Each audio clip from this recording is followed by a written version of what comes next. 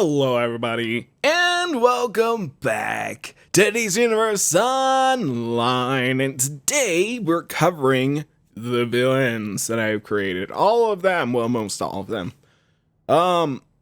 Just like my heroes, I have quite a few villains, and a lot of them don't really get as much screen time as the heroes, so we don't get to learn a lot about them. So, kind of go through all of them and give you guys kind of an idea. And I thought we would start it off with one that's gotten probably the least amount of screen time, but is kind of a pivotal character in some of the stories, especially in Nightfall.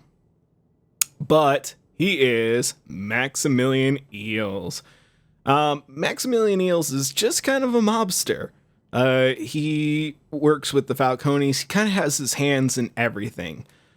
Messes around with the Oblivion Warriors for quite a while, under the leadership of Oblivion Hawk and Black Magnum. Oblivion Hawk's not one of my characters, so if you guys are wondering about that, that is one of Temporal's characters, and it is his arch nemesis to his main character, Temporal. But, yeah, Maxmillian Eels is kind of an interesting character. He's just kind of a sleazy mob character. But, being that he has his hands in everything, that also means he deals with Inner Gang. And Inner Gang deals with apocalyptic technology and weaponry that isn't normally accessible to the general public. And he is an electric user. Reason why he has special guns. These aren't very special, but he got guns. His backstory. Remember, when I'm talking about these characters, I'm telling you my mind canon. So it's not necessarily true in the basis of the game, but it is in my mind of how they got their powers. He used Promethean pistols. These Promethean pistols, being made out of Promethium, can have some mutagenic properties to wielders. Promethium is kind of an unstable metal and can do that to people. And to him, the Promethean guns that he has specifically have mutated him in such a way that he is able to manipulate electricity now. Maybe not to the degree that somebody with exobyte powers has, but he can still manipulate it in ways that help him. By, for instance, making his bullets maybe move at a higher velocity because they're electrically charged and have more energy running through them. So yeah, that's kind of his whole thing. In Nightfall's Two in the Chamber, or One in the Chamber, Two in the Bush, he gets his eye shot out by Angela Aljahart, which is her name. And she's sent off to prison. He's sent off to the hospital and then is acquitted because, well, he got shot. And, yeah, decided not to, of course he's not going to really press charges, but she did go to prison for shooting him. So yeah, that is his whole story. There's not really a lot of difference between him and the detective, which is kind of why he is sort of detective's, maybe not nemesis, but his biggest thorn in the side. He's like detective's reoccurring character, or nemesis, or enemy. He shows up in everything. He is a thorn in detective's side, and detective tries to do everything possible to try to get him off the streets permanently. But him being so sleazy and having his money grubbing hands in everything, he can also manipulate the cops that detective works with, and that becomes a bit of a problem for the detective to try to get rid of him. So it's kind of a nuisance that he has to deal with, but at the same time, having him around, he can identify threats a whole lot easier because Eels acts as kind of a blotch on everything. If he's in it, it's probably not a good situation. It's probably not legit. So yeah, that's kind of his whole thing. Probably the hardest thing to get on him. I mean, the jacket is a little bit hard because you do have to do that very specific collection, which is the Gotham. I always forget what it's called. Collection. I think I might have said investigation, but I think I said collection. Gotham Central, where you have to get all the GCPD files, which is kind of difficult to complete. And he has the split personality helm, which is the big fedora hat, which reminds me a lot of Darkwing Duck, but it also reminds me of like also Dick Tracy, like the really like sleazy mobster guys wore these just ridiculously big hats. Or in Who Framed Roger Rabbit, there's that one weasel that has just like the big fedora hat on all the time. So that's kind of what I base that around. But that one's kind of hard to get because you have to get it from the Penguin Gotham subway, the old Gotham subway mission. I think you can get it from the duo. But you can also get a lot of other stuff. The easiest way, I think, is probably to do the solo. I feel like you're more guaranteed to get it there than you are the duo. But I think you can get it either way, as long as you do just that mission. So yeah, not a whole lot to him. He's just kind of character that I really enjoy.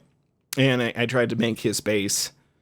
I've spent probably the last couple... probably the last week or so trying to decorate this place because I want to bring in an electric character and I want it to be his brother. And you guys will get to hear that story. But I think it would be interesting to have like the Eel twins or something like that. That are kind of evil and dastardly, and maybe one's like probably Eels is probably more dastardly than his brother, and his brother is a little bit different in ways. So yeah, hopefully we'll get to see that. But on to the next one. Here we have the Shadows. Now, I don't know if I'm totally set on his name, I gotta be honest. I might end up changing it, but we actually haven't done his Let's Play yet. It's actually the next one after Haley, so I'm not going to really talk about him too much, but I thought I would add him to this, just because he's going to come up in the future, and I thought it would be kind of interesting to talk about him ahead of time and bring him up again, just so that he kind of stays relevant, I guess. But the Shadows, a little backstory on him. He is basically mind canon again. He is a demon that was trapped, and he is going to be released as per his Let's Play. He's big, he's bulky, he's dominating. He is very, very smart. And very, very smart because he has tricked a lot of sorcerers in the past into working with him. And through that, he steals their knowledge. That's his thing, is that he tricks people and he steals their knowledge from them. And basically consumes their minds. But eventually one of the sorcerers figured it out and trapped him. But now another sorcerer who's not so bright is going to release him again. So that, I think it'll be kind of an interesting story for him. But kind of difficult gear to get. Luckily, Temporal gave me the Death's Chest style, which I really, really wanted for like a villain. To have this big gaping chest with a beating heart right in the middle. And I thought it was just perfect for like a demonic-y, dark thing to exist with just this hole in its chest. Very reminiscent of Necron, I understand. Especially when you understand that I want to put the is it the Brother Blood? I think it is. The Brother Blood hood on him, which is basically a skull with a hood on it. So hopefully we will get to see that. But you might be like, well, Josh, if he's evil, why is he like got glowing gold on like light coming out of him? You know, and why does he use light powers instead of the dark purpley ones? Well, when he has to take the powers and the knowledge of other sorcerers, it changes him a little bit until he has full control and can finally suck the knowledge out. So he's kind of limited on what he can do. Also, the light side of this, of the celestial powers, does deal slightly more damage than the darker powers. So I would like to show you guys that off, and then in the end, he will probably revert to a much more dark and sinister version of himself. So yeah, I hope you guys will be excited to see that. Death's Chest style. You have to get it from the Necron battle. The Brother Bloodhood only drops in the Ellsworth Hospital. So I'm still trying to get that. Good thing it's a level 15 item. Or 16. Either way, it takes a little while. Legs will change in the story, but for now, let's see, style. His legs currently, I think they're the Druid. Nope, Wizardly. I'm sorry. I think I want to make them the Druid legs. Yeah, I want to make them the Druid legs, because the Druid legs look a little bit better. So that's what they're going to change to. And that, I think, is also... Oh no, that's a level 23 armor. So we'll see when we get that. But for now, this is kind of his look. May or may not keep the cape. I kind of like it because it gives him more of like a floaty, kind of dark, mysterious look to him. But we'll see.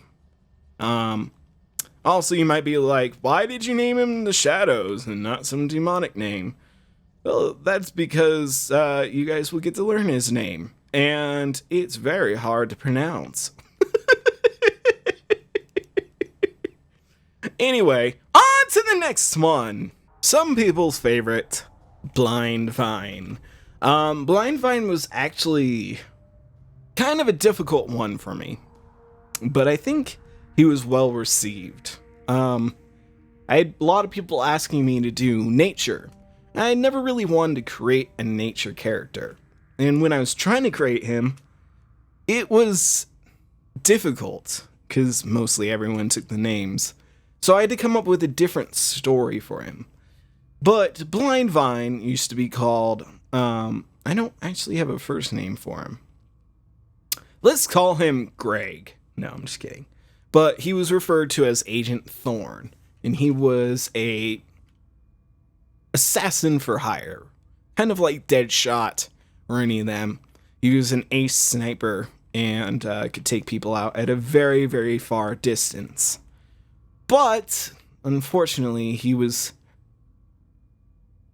injured in a way. He was scared off the side of Ace Chemicals by Steve, fell into a pit of chemicals, and that chemical mixed with algae in it and gave him the powers of nature. But at the same time, it was very corrosive and burned out his eyes, so he is blind.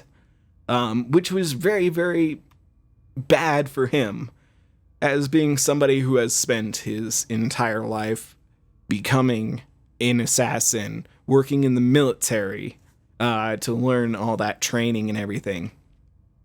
And just becoming a well-known sniper and assassin and hitman. Yeah, it was pretty detrimental. And the people who sent him on that mission double-crossed him and they had nothing to do with him. They wanted nothing to do with him. And, so yeah. Lucky for him, He's not completely blind. Just like Daredevil is not completely blind. I mean, Daredevil can't read flat things or see flat objects, like what's on them, if something's printed on him. If there's a painting, he can't really see it.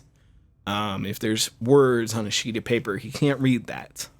Blindvine, I feel like, is a little bit more severe, since he is just blind, and there's no senses that have been increased through the chemicals. But he was given the power to manipulate nature by being genetically morphed with algae and stuff, and, you know, dead animals and stuff that had fallen into those vats as well, and made this DNA concoction that was melded with his DNA as well. He's very lucky he didn't die. But it took me a while to kind of try to come up with why he would be blind and still be a sniper. Well, he's not technically a sniper. He uses pistols now because his aim is not what it used to be. If he were given the right circumstances, he probably could take a guy out at a significantly long distance, but it would be quite difficult for him to actually do it well. But luckily, with the spore pollen aura, you can see that he surrounds himself and other things in spores, and those spores can allow him to see and understand the environment and see enemies in a certain way. The way a plant would sense the sunlight or sense radiation or sound and stuff like that. That's how he can hear. Also, being in tune with nature, he can, like, change his physical form into other creatures, like a wolf, so that he gets better hearing and taste and smell, so he could hunt, and he can also move quite quickly, which allows him to be more of a predatorial guy, which I think really works with him because he was a hitman and a hunter basically before, and now he is way more of a hunter. He uses the world around him to hunt enemies and uses it in more strategical ways, more interesting ways for him to be an assassin. So, yeah, I think Blindvine's a pretty cool character all in all. His whole look and everything. I wanted it to be like his skin is kind of got like vines or just like the chemicals like chloroform, or what is it? It's not chloroform. That's not the chemical that's running through his. It's chlorophyll running through his skin, and his hair. I wish they would add like an actual like leafy hair, but I think this hair, when it's dyed different colors, it kind of gives that look of like a purple flower, like a columbine flower or something like that, or a spiky thistle type hair. So yeah, that's that whole look. The rest of his gear, I've gone through it before, but I'll go through it again. He pretty much has mostly all the Gadgeteer set on. He has the Gadgeteer chest, waist, legs, and feet. And he also has the sharpshooter bag. Now, these style pieces are a little bit convoluted to get. Maybe not the some of the Gadgeteer stuff, but some of it is a little bit difficult to get. I gotta remember all of them. The boots, I believe, are from the Metropolis matchups. You have to collect all the matchbooks, and I believe you get the Gadgeteer feet, because I remember that being from Gotham, or I mean from Metropolis. The next one, I think, is a back piece or head piece, maybe. It's not from there. It's got to be from Gotham, which would be... Oh, maybe it's the Gotham meetups. It might be the Gotham meetups. Ooh, I think it might be. It might be the Gotham meetups. It's either the matchbooks or the meetups that's the feat. I know that. The waste, I think, is the hardest one to get. Gotham University gets you the chest though, and that is that one. Stag stops? Can't be stag stops. I think it's global collections gets you. Oh no, sorry. It's the Alma alumni that gets you the Gadgeteer chest. I'm sorry, guys. It's been a while since I've grabbed these ones. The Alma alumni, the waste. Non-event. Maybe it is the Stag Stops that gets you that one. Or the Gotham Street Signs, but I don't think it's Gotham Street Signs. It might be the Stag Stops that gets you the Gadgeteer waste, because I do remember I had to collect all these. So I'm guessing that is that one. And the legs, I can't remember where I got the legs from. It's probably probably in global collections. And it's probably the social engineering one. Where you have to get the daily planet guides, the Gotham Gazette, the matchups, the meetups, and the stag stops. So luckily, I mean, I think some of them are also a part of that. The chests and the feet, if you're wanting those. The hands are just biker hands. The back piece, I think it drops in the vault, but very rarely. And it is the sharpshooter back. I believe.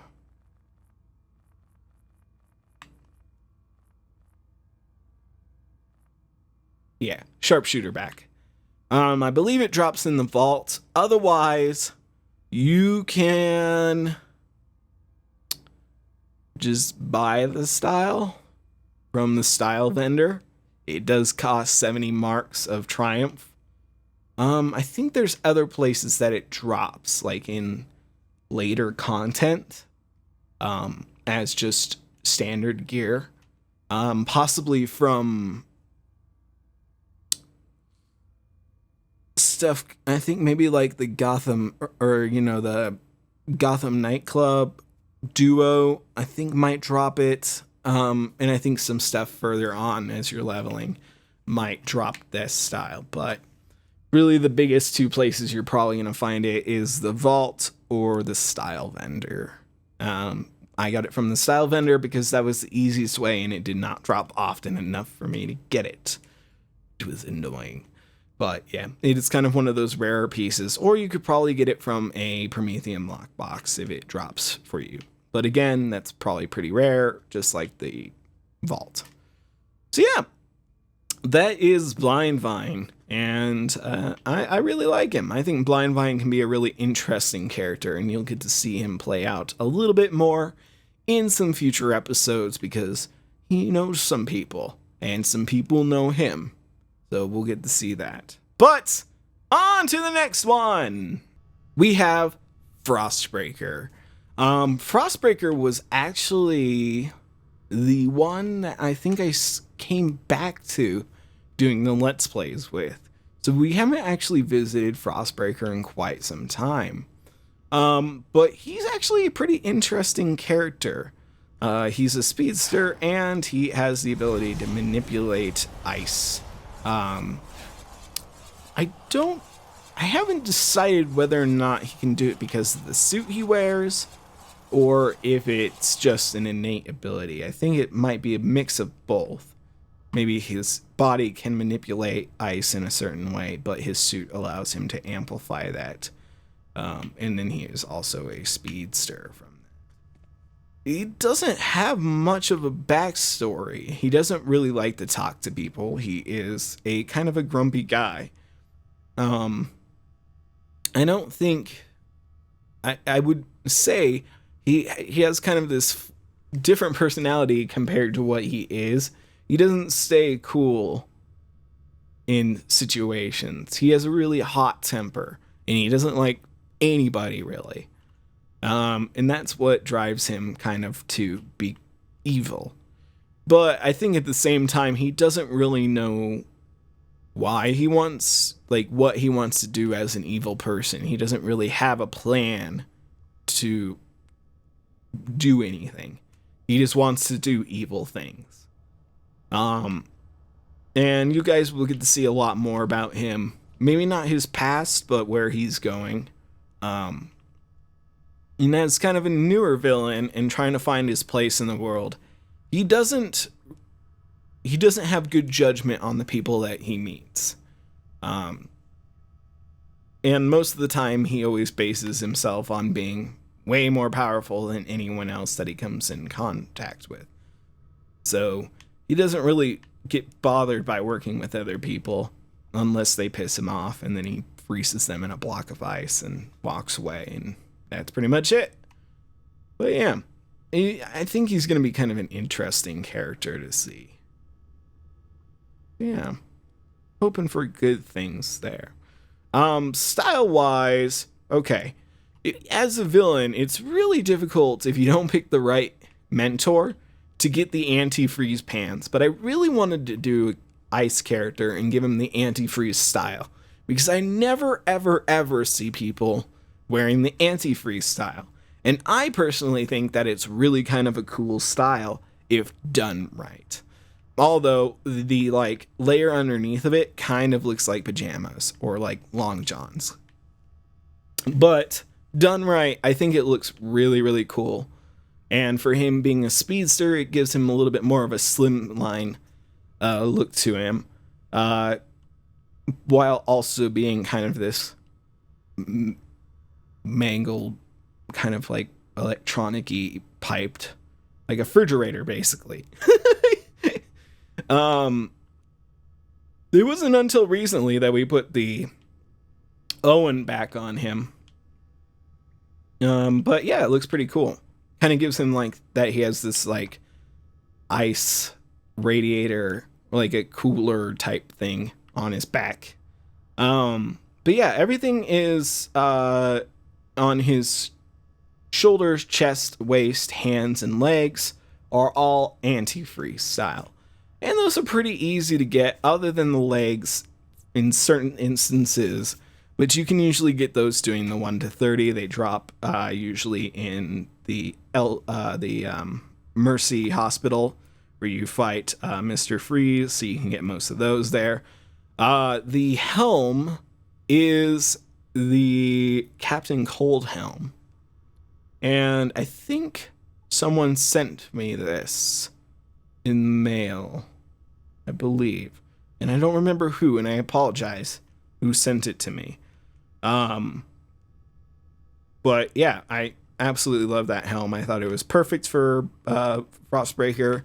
Gave him that kind of a little bit Captain Cold type look to him, but also, you know, he's got this like cold, I don't know. It's a hood, and it looks cool on him, especially with the antifreeze gear, because it looks like it's all like one cold suit that he wears.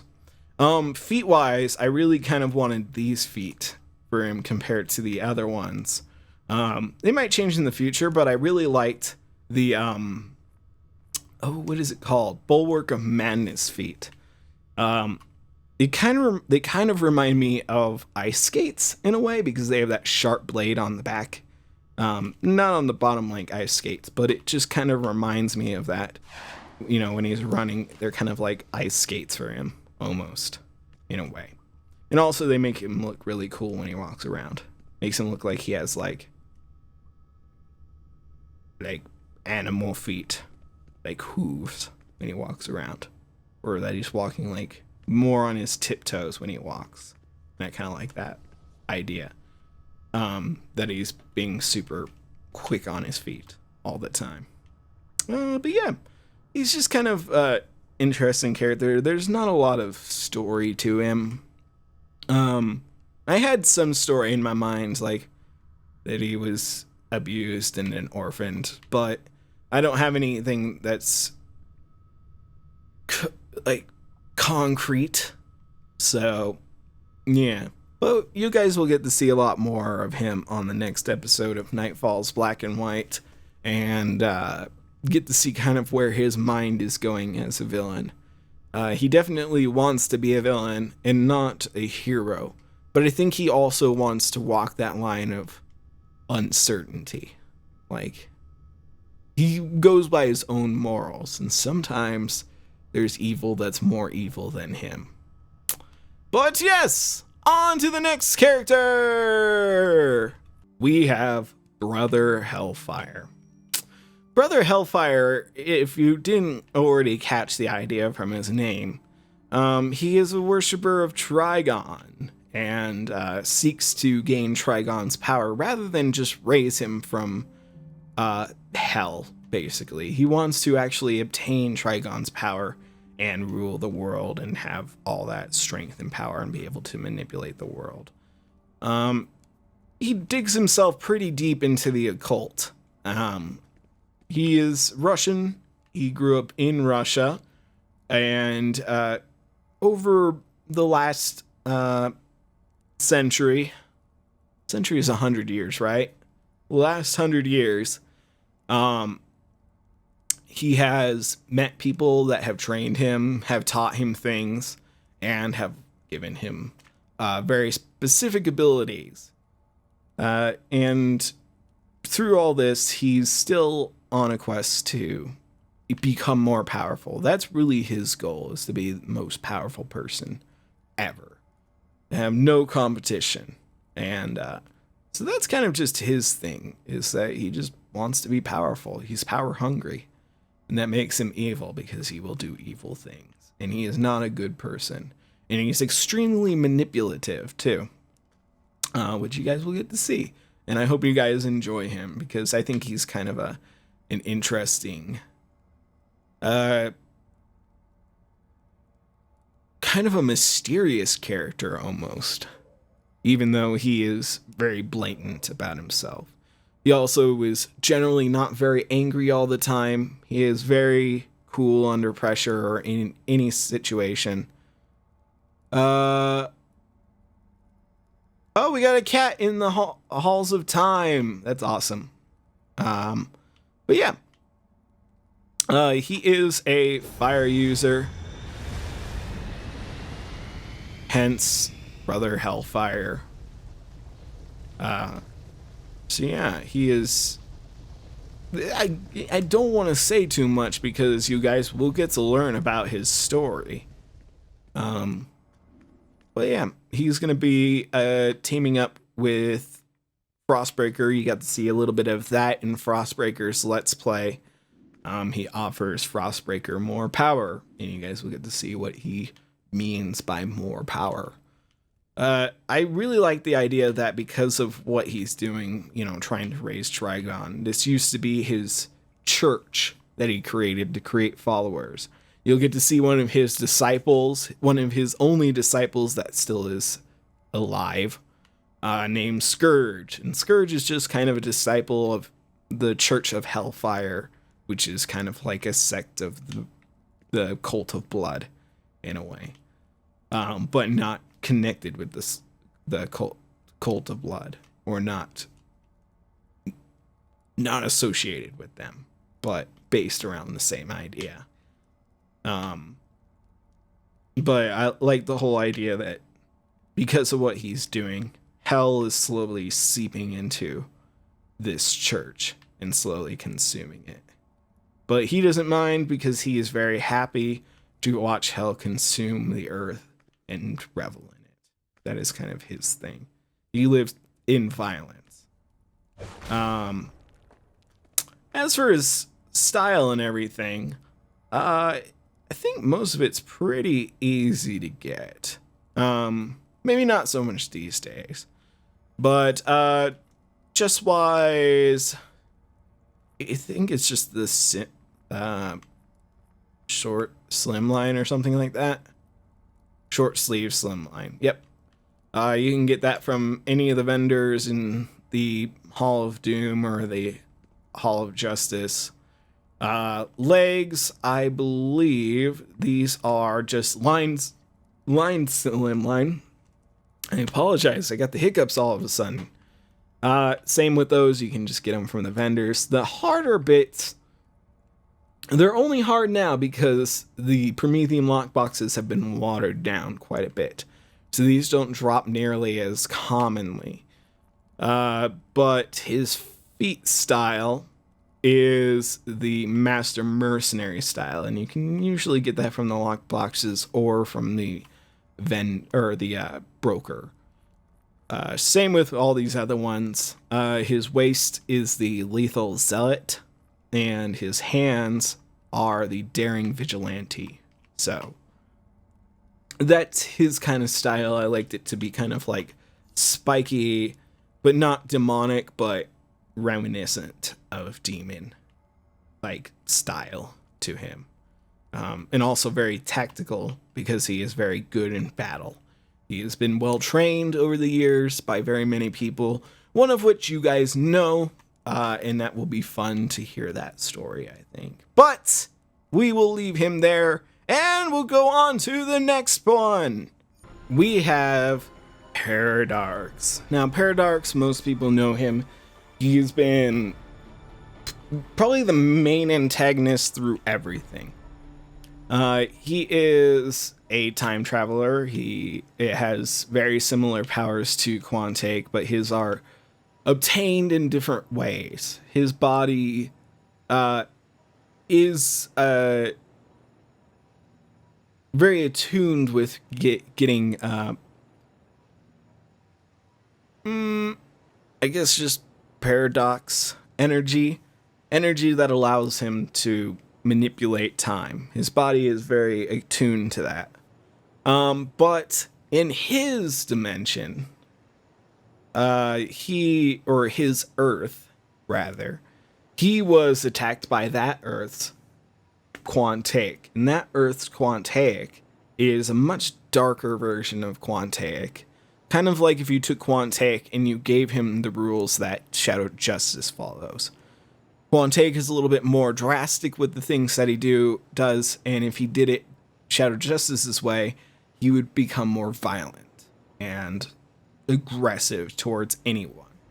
For Paradarx, in his time, he was just a simple burglar and was severely attacked by him and brutally beaten and mutilated by that Earth's Quantake, and sadly he nearly died from it, but Stag Enterprises in that world found him and made him better in a way, but his mind is a bit broken from it, being pretty badly beaten and everything, and his body being mutilated and turned into this robotic monstrosity. In the original series, he comes to this Earth thinking that he time traveled, but since he uses paradox energy, things tend to not work as similarly as just straight time travel.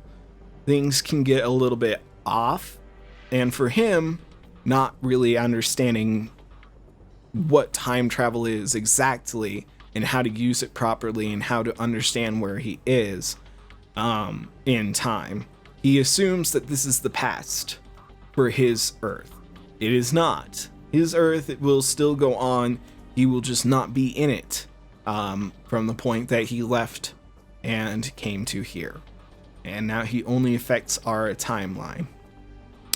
In the first series, though, he goes up against Shadow Justice, who uses his in that story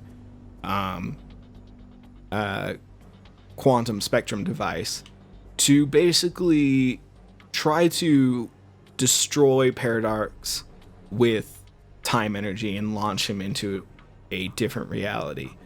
Unfortunately, there was an anchoring thing that I had created between Quantake and Shadow Justice, which did not work, and jettisoned them both through time to about a year later. for them. Shadow Justice was launched even further in time, I guess. So it would be a year for Paradox. And Shadow Justice was launched way further into the future when Quantique was being born and growing up. And that's where that whole story comes in. But Paradox was launched about a year, maybe 2 years into the future and thrown into Gotham Wastelands, which was where Hell and Gotham had merged together into this dark place. And that's where he found himself nearly at death. But a slightly damaged individual who'd been haunted by the Gotham Wastelands and created in that place tried to bring him back to life and managed to do so. But slowly, he's lost his humanity, becoming more and more robotic. He has lost a lot of who he actually is. Is he human anymore? Is he robot? He's definitely a cyborg, but there's not so much of the original Paradox there. There is just this kind of vengeful robotic monster that has been created through this violence. And through that, he ended up getting very severe prosthetics. His legs were completely lost and replaced, and his hands at the time were covered in a prosthetic hand, or prosthetic hands that were gave him a lot more power and attack given to him by Lex Luthor. But he was defeated and he was sent to Strikers, which is why he's different now. I haven't done any story yet with him in his current state, but basically the gist of where he is at this point is that he'll escape, and using contacts that he has created in Strikers, he'll meet up with a guy who can gear him up with the current gear that he has. Unfortunately, in Strikers, the doctors were pretty brutal with taking him apart to make him not a threat in Strikers. Taking off his hand prosthetics, so now his hands have just healed normally through medical treatment in there. But he no longer has the hand prosthetics or the shoulder prosthetics like he had before. So his hands are a little bit weaker than they used to be, but that's fine. His legs, on the other hand, Lex Luthor is kind of a cheap bastard and gave him pretty cheap material for his legs, and being in Strikers, dealing with the rough conditions there. The paint that was put onto it slowly peeled away, revealing that it's just regular old steel, and all the bolts and everything are just made of copper and have slowly rusted, and the energy is not working out so well in them. So his legs are pretty rusty and janky and falling apart, just as they were in Gotham Wastelands. It was basically Lex Luthor was like, oh, here's a paint job and a few extra pieces of metal attached to your legs to make them look more powerful, but really they're not. The hand prosthetics were a little bit more powerful, but again, it's Lex Luthor and he's a cheap bastard, and gave Paradox some pretty weak prosthetics comparatively. His style's been pretty consistent through his whole time. Currently, if you like this style, it's pretty much what it's always been since he got his leg prosthetics.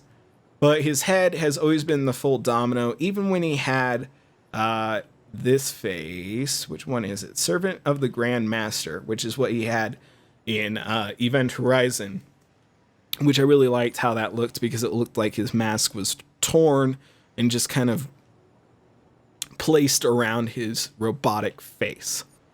But now he's gotten a proper mask from his contacts, and no longer needs to worry about showing off his face, even though he probably really wants to, because it makes him scary looking. Shoulders, before he was rocking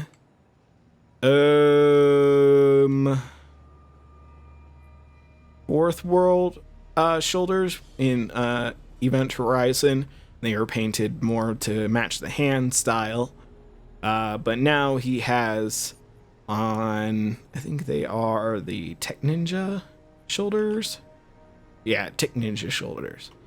Hands, before everything, he had the Master Mercenary hands. Then he had the Primal Defender hands. And then he had the weapon style. They were the Tech Gauntlets or whatever, which were big, bulky hands, which looked very cool on him and made him look very dangerous and scary. But I wanted to push him back towards the Master Mercenary hands, but not actually give him those. Make it be a little bit more tactile and made by somebody else. So it's a little bit different. Waist has always been the Master Mercenary waist. His feet are the Interstellar Tech. Before that, they were the I think they were the Master Mercenary feet originally, or maybe they were the Lethal Zealot, but I'm pretty sure they were the Master Mercenary feet. The spiky ones that Brother Hellfire uses. But when he lost his legs, he got some robotic legs, and I think they look really cool on him because it shows that he's damaged and that he's not really human anymore. He's kind of a mismatch of everything, and sadly, that's what happens when you fight heroes. Sometimes you kind of start to lose who you are. Chest is the lethal Zealot chest. I really liked it because it kind of had this sort of military and also kind of assassin feel to it, you know, like a bandolier going across his chest. And I really like that with the kind of spikes that matched his helm on his chest, like the design of the curves and everything. Legs are the Master Mercenary legs, but really coolly with the Interstellar legs, whichever pants you're wearing get cut off at a certain point. So he just wears them to kind of cover up his robo-crotch. He doesn't really have a whole lot there anymore because there's not a whole lot left of him. So yeah, that's Paradox. He uses pistols again because he doesn't have his big bulky hands, but now he has his slightly healed hands. So he's back to using pistols like he did in the past. As for his powers, he's Quantum User, but I always figured that he would use Paradox Energy rather than regular Time Energy. Non-Paradox Time Energy, I don't know. But hopefully I'll get to tell the story of how he gets his powers back in a way. Or maybe in this future he never will get his powers back fully, and he'll just be kind of a robotic assassin. But I kind of want to get him some of his powers back in some way or another, because otherwise he stands no chance against Quantake, and he's already shown that he can't really hold his own against Quantake anymore. Quantake is too powerful for him to defeat. So it'll be interesting to see where his story goes, because he's been beaten pretty badly by several people, and he doesn't have really a good chance of winning. He's killed a couple people, some really valuable characters or, you know, beloved characters, but in general, he's just kind of messed up in the head and kind of lost in his own world. So yeah, on to the last one. We have the one and the only Black Magnum. Now you might be wondering to yourself, Josh, why are you covering Black Magnum? Why does Black Magnum look different? What is going on? Well, I plan on bringing him back in the future. Black Magnum has always been a, the essence of consequence. I really like, one of my biggest phrases or words of wisdom, because I really like telling people you can do anything you want. You can be anything you want. You can do whatever you want. But I'm also kind of a cynical person. And so you have to understand, with anything that you do or any decisions you make in life, it comes with consequences. And Black Magnum is the essence of consequence. He is what could go wrong in any situation. And he is the ultimate decider in everything. And I absolutely love him. I created him a long time ago to be the nemesis of Shadow Justice. He is the brother of Jason Blackfeather, who is Shadow Justice. He is Michael Blackfeather. And they grew up as brothers. They had a sister. Their parents were lost tragically in a car accident, and that kind of sent him down a darker route of, drinking, doing drugs, getting into crime and stuff like that, doing violent things, working with the mob, becoming a criminal. And that led him down a path of becoming a criminal. And his sister took a different path. She became a vigilante. She wanted to help people, didn't know how to, so she became a vigilante. Jason, who is Shadow Justice, before that, was working on a law degree. He wanted to be working the police department alongside Jack Schnoob, who was one of his friends at the time, who became a detective in the GCPD. And he learned what their sister... oh god, how can I forget her name? Autumn. Found out what Autumn was doing and decided to protect her by joining her. But unfortunately, she was digging into the crime that her brother was doing, almost in a way to save him.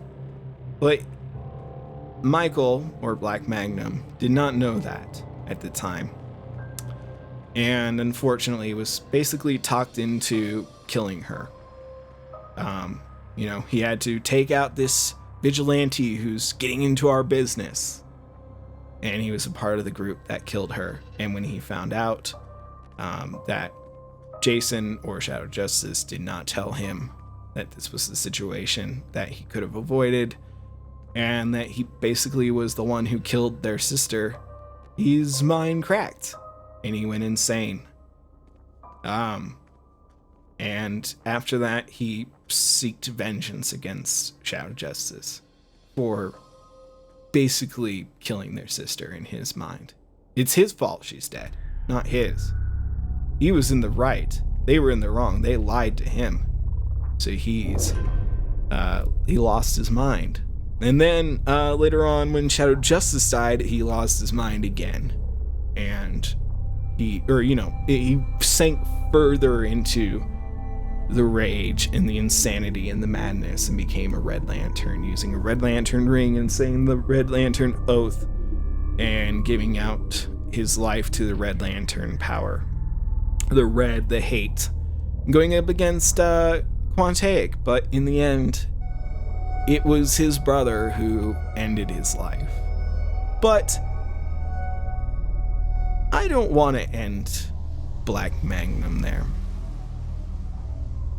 I don't want to end him with just, letting the Time Warriors exist without him. Allowing them to create a hall and live happily ever after, because unfortunately, he is consequence. And that's kind of Black Magnum's story. You guys, hopefully, in the future, will get to see him come back. And I think it will be really cool when he does. And it will probably be pretty terrifying in a way to see him come back. And I don't think people want him to come back. And really, he shouldn't come back. But again, I like the idea of having consequences. And then everything has consequences. Even being a superhero has consequences. Yeah, that's Black Magnum for you. His style has not really ever changed, really. I added a cape to him because I thought that looked pretty cool. Just mostly the colors to his suit. Oh yeah, I forgot there's a kitty cat in here. Oh, there he is. There's that kitty cat.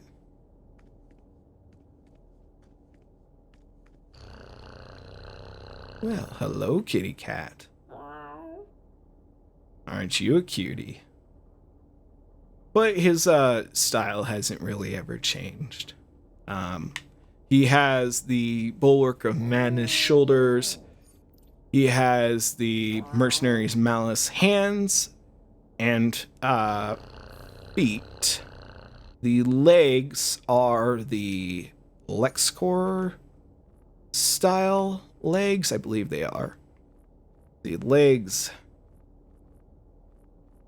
are the hijacked servitor, which is from the meta wing in the Hall of Doom. Waist is the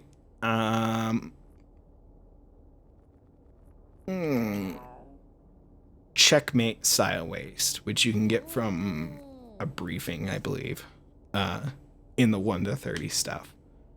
And it's pretty cool, but waist. His chest is the Deathstroke style chest because I really like that style.